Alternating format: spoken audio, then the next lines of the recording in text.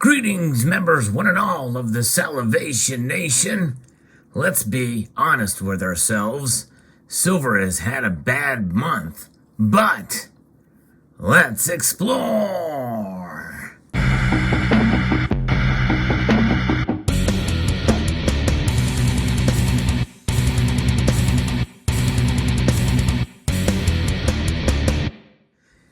And what is the but? Well, I like to refer to it as a however because, sometimes we can get pretty anal when we talk about buts, when we're talking about conditions on certain statements. But there's a wild card here, and that is a little bit of hope amidst kind of the frustration that we've been seeing with silver prices. I'm referencing an article here from investing.com that kind of gives us a little bit of the reality that we must come to accept with regards to silver, and how the tables could turn just as easily as they did this way as we move in the direction of where we are now, and that is lower silver prices. It's now negative for silver, down 7% for its biggest loss now for April, and this is the biggest loss in 7 months. It soared to a 9-month high of $27.50 an ounce on March the 8th. I kind of hardly remember that. I do remember silver kind of climbing up a bit there, but I forgot that it had gotten up that high. It joined gold and most other commodities rallying in the aftermath of Russia's invasion of Ukraine. Silver has now fallen on relatively hard times, although perspective is always everything, because remember, before the pandemic, before all this volatility that we're seeing now, silver was in the teens. So it's still ahead of where it was before, but when you take that into account, you have to do the math on where inflation is now compared to where it was then. Is it keeping up with inflation? Well, one can make an argument probably both ways, depending on which days you track the price from. Nonetheless, the article continues here. We saw the silver's front month futures in New York's COMEX last week were hovering around $24 an ounce, after opening the year at around $22.84.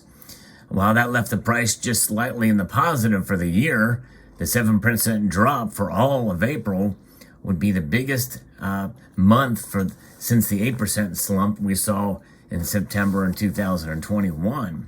So compare with gold, silver was in a much worse spot. Gold being up over 4% on the year, and looked poised to finish April down just over 2%. So in Asian trading, we saw the COMEX gold futures hovering around 1910, sharply off the Russian invasion of almost $2,079 on March 8th. So gold's been hit too, just not as much as silver. And it appears like the forgotten stepchild of the precious metals bucket, rarely eliciting the kind of excitement found in gold, with a fortnight ago reprised $2,000 highs as an inflation hedge and a safe haven buy. In fact, we did see the last couple of years here, silver has reached and surpassed that nominal high. And silver is far from that, although we must consider as well platinum is not breaking out as well as many people had hoped, and as I had talked about. I've been actually more bullish on platinum than I have silver, and it's not performed as I thought it would either. So while silver is officially dumped into the precious metals bucket along with gold, palladium, and platinum, it really is more of an industrial metal in terms of its applications and demand. It is the most versatile metal out there, hands down, without question, in terms of its uses. And so that is kind of exciting, but it's also kind of working against itself in that way.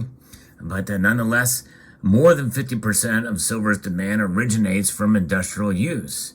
And as a malleable metal, it is just as good as gold for jewelry making. It also is a proven conductor of electricity. In fact, it is the best. It's also the most reflective metal out there. And we know it's used extensively in the manufacture of electronics components. And that's a wide array of different applications there. Industrial demand for silver has been a little slow to take off this year as sectors in the U.S. and the global economy continue to suffer from the supply chain disruptions caused by the 2-year-long coronavirus pandemic. Also, prices of silver are typically joined at the hip with gold, rising and falling in tandem with the yellow metal. Now, that statement I disagree with because, yes, they do rise along with gold and silver, but more erratically or along with gold. It's not that it's joined at the hip. It's more like an uneven yoke. In other words, think of it as an elastic band. A gold moves up and the band stretches, and silver tends to take the inertia and rise even higher. Whereas when gold drops, it pushes silver down and the elastic band moves the other way, and silver drops even more. Silver trades at a fraction of the price of gold, and it's often called the poor man's gold. So much so, there's even a gold-silver ratio that serves as a benchmark for the valuation of silver. Right now, it's over 80-1. Seldom does silver break out or plunge on its own without gold rallying or following as a catalyst. But gold can and has traded independently of silver, outshining silver in most sessions. In fact, as I record this video, we are seeing that exact thing work itself out. In fact, as I record this video, silver has closed down and gold has closed up. And again, this gold to silver ratio is now over 80. It's over 83 now. Now that I'm looking at the numbers, it's kind of crazy, but it does happen. Last year was a stellar one for silver demand in 2021. According to the Silver Institute's latest World Silver Survey, reported that the global silver market realized growth in every demand category in 2021, marking the first tandem growth for all key sectors of the metal since 1997, surpassing pre-pandemic volumes. Total global silver demand achieved its highest since 2015, surging 19% to 1.05 billion ounces. And we didn't see silver break out to reflect that demand that people would have thought. Physical silver investment leaped by 36% to 278.7 million ounces, at its highest level since 2015, as retail investors in North America and Europe, motivated by safe haven and inflationary concerns, took advantage of periodically lower silver prices to purchase coins and bars. We can also attribute that to the Wall Street Silver and Reddit community with the silver squeeze movement. I think played a huge role in that. But supply failed to keep up with last year's surge in demand, with a deficit of 51.8 million ounces noted, the biggest for a year since 2010. So that is interesting. A deficit of 51.8 million ounces. Supply failed to keep up. This year, industrial demand for silver is expected to rise to a new record, driven largely by growth in solar and other electrical applications. Stephen Gleason, president at bullion dealer Money Metals Exchange, said in a post recently. He also noted that investment demand is more of a wild card. And that is the key here, folks. Though the returns of 2022 could still be substantial for silver and other precious metals due to the threats of war and inflation, along with possible future underperformance of financial market. So that wild card means that the prices could turn around very, very quickly in light of what is going on and with industrial demand. You see that pick up? We could actually start to see the prices move along with it if supply chain issues work themselves out one way or the other. So investing.com asks the question, where is silver heading from here? Prices could head down even more to $21 in the coming week or so, and ultimately test the low 20s, said Sunil Kumar Dixit, technical strategist at skcharting.com, who uses spot silver as his gauge. Spot silver dropped to $22.90 to test the $22 level, and the 8-day losing streak only paused due to the oversold stochastic and relative strength indicator readings on the daily chart, said Dixit. He noted that the metals continues to trade bearishly below major key simple moving averages that include the 100-day SMA and the 200-day. While the short-term bounce back to $23.80 and $24.50 is not ruled out, we expect prices to correct lower to $23.15 and further below the $22.50 or $22 levels, and possibly $21.50 very, very soon, within a week. And so he added that the major support areas are $21.30 and $20.15.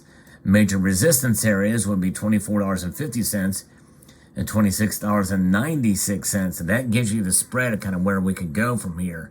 Keep in mind, interest rates are going to be probably risen or will rise by 50 basis points is what most people are expecting coming soon here within a week or so in May.